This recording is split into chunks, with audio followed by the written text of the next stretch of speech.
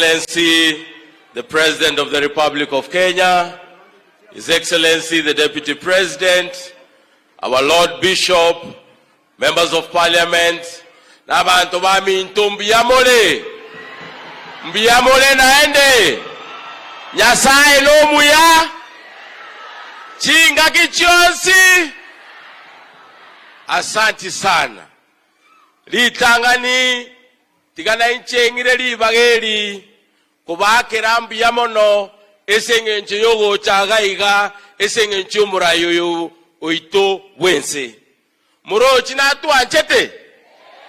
tatu ancheti ochire gusi marange na lero ochire gaiga esengencho yokwagache kanisa ya Nyasaye na intwe tuatebire tigatocho tomobwatasi esengencho ereno monto oanchete Nyasaye nende esengencho na intu naba Kristo goikatoche tobwaterane esengencho ye kanisa. His Excellency, sisi tunataka kukushukuru sana kwa sababu sisi kama Wakisii umetuonyesha upendo, umetuonyesha amani na unatupenda sana, ndio kwa maana umekuja Kisii mara kwa mara. Na sisi leo tunataka kukaribisha hapa Kisii tena na tukuhakikishia ya kwamba Mheshimiwa Rais, sisi tutashirikiana na wewe katika hii serikali yako ya Kenya Kwanza.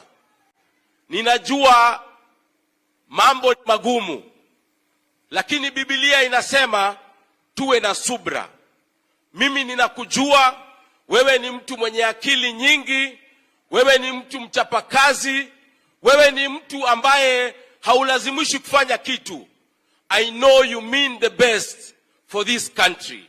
Na sisi kama Wakisii, we will give you all the necessary support that you require, kwa sababu nina imani ya kwamba Kenya hii itabadilika katika uongozi wako. Mimi nataka kukushukuru sana.